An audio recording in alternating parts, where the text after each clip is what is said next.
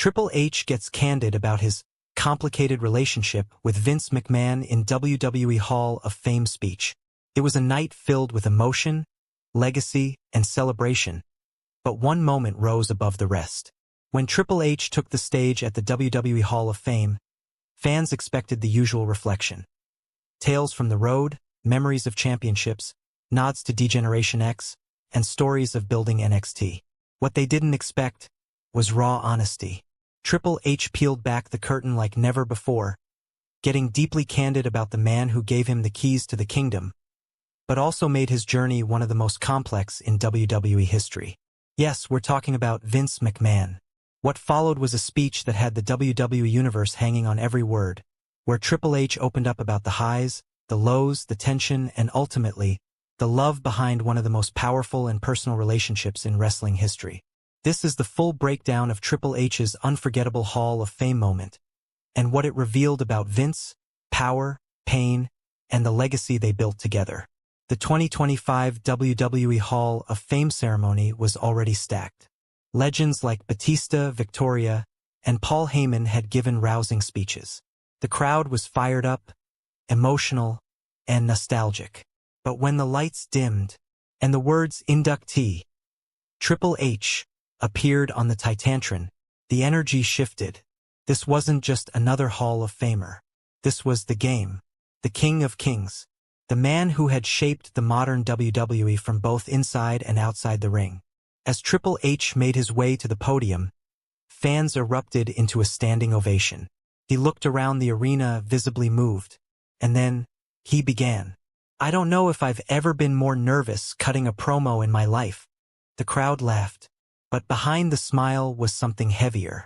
Triple H began his speech by talking about his early days in WWE, coming in as Hunter Hearst Helmsley, the Connecticut Blue Blood, a gimmick most didn't believe in, but Vince McMahon did. "Vince saw something in me before I saw it in myself. He gave me the gimmick, the music, the chants." He recounted his first real meeting with Vince. "He sat across from me and said, 'We're gonna put you in ruffled shirts, give you a ponytail, and make you walk like royalty. Don't screw it up.'" The crowd roared with laughter. And I didn't dare screw it up, because back then, Vince wasn't just your boss. He was the boss. But even in those early days, Triple H noted, Vince wasn't easy to please. You had to earn everything. Nothing was handed to you.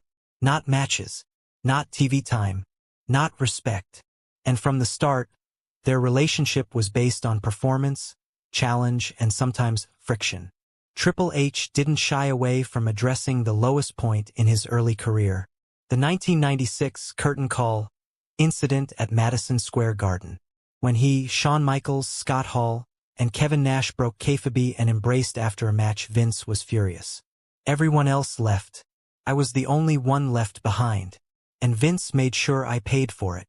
Triple H spoke openly about how Vince buried him on TV, kept him off cards, and made him restart from the bottom.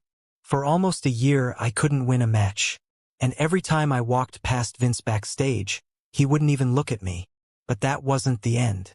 Eventually, he pulled me aside and said, "Are you still here? Good. Let's see what you can do now." That was the moment, Triple H said, when the real relationship began. What followed were years of grinding. Triple H reinvented himself, moved away from the aristocrat persona, and embraced his inner game. Vince began to see the transformation. I remember the night I came through the curtain after the first real promo as the game. Vince stood there, arms crossed, just nodded and said, "That's who I've been waiting for." Triple H credited Vince with pushing him beyond his limits. Mentally, physically, and creatively. He wasn't warm. He wasn't encouraging. But if he believed in you, you felt it in how hard he tested you. And with each test, Triple H got better. Championship reigns followed. DX exploded. Evolution was born. And behind the scenes, Vince started letting Hunter into the business side. Of course, the most famous turning point came when Triple H began dating, and eventually marrying Stephanie McMahon. Yeah, dating the boss's daughter. That didn't exactly make things less complicated. The crowd laughed, but then Triple H got serious. That's when things got real, because suddenly Vince wasn't just my boss. He was family. And let me tell you, that version of Vince? Even tougher. He described dinner conversations turning into boardroom debates. Holiday get-togethers filled with arguments about talent and creative. Moments where love and loyalty collided with business and ego. I fought with that man more times than I can count. But every time we clashed, I learned. I got smarter, tougher, better. When the subject turned to NXT, Triple H's pride was clear. NXT was my baby. And Vince? He didn't get it at first.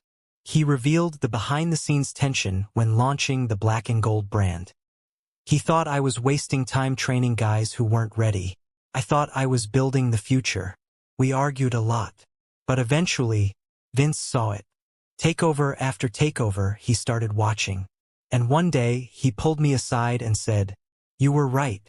This is the future."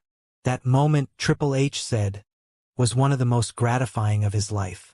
Because when Vince admits you're right, that's rarer than a 5-star Meltzer rating. Triple H then addressed the last few years, the most turbulent time in WWE's history. The pandemic, Vince's temporary retirement, his own health scare, the sudden shift in power. When Vince stepped away, I had to carry the torch.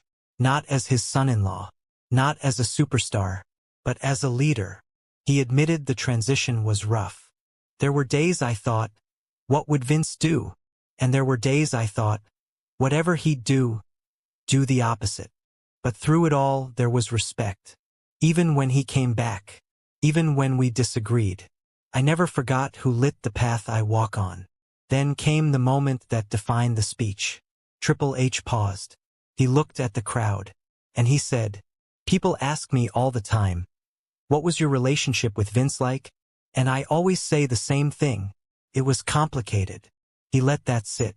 Complicated because he was my boss, my mentor, my rival, my father-in-law, and in many ways, the father I never knew I needed. The crowd was silent. We yelled. We fought. We disagreed. But at the end of the day, I loved him. And I know he loved me.